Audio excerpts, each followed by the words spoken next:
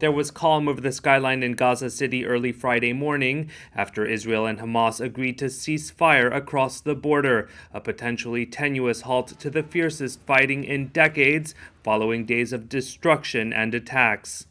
Israeli Prime Minister Benjamin Netanyahu's office said his security cabinet had voted unanimously in favor of a mutual and unconditional Gaza truce proposed by Egypt. Hamas said the ceasefire would be mutual and simultaneous. Abu Ubaida is the spokesman of the Hamas armed wing. With the help of God, we were able to humiliate the enemy, its fragile entity, and its savage army. The whole world saw the shame of this regime, whose leaders are proud of striking buildings and houses.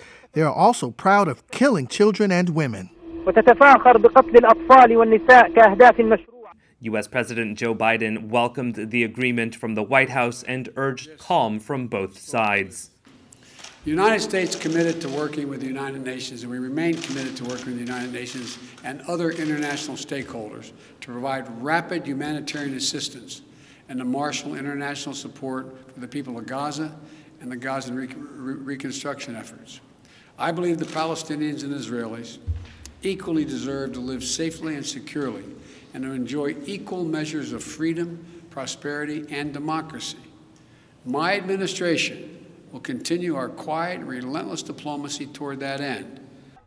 Amid growing global alarm at the bloodshed, pressure had been mounting for days for a halt to the fighting. On Wednesday, President Biden urged Netanyahu to seek de-escalation, while Egypt, Qatar, and the United Nations sought mediation.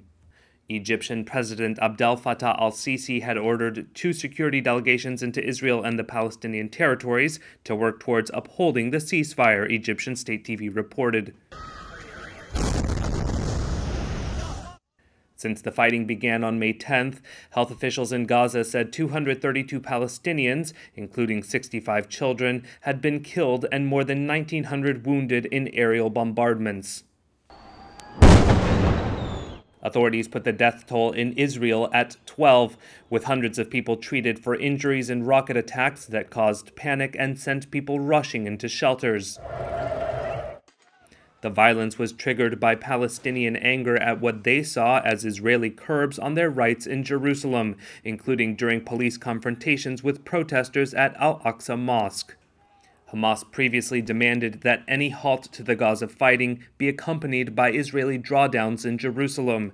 An Israeli official told Reuters there was no such condition in the truce.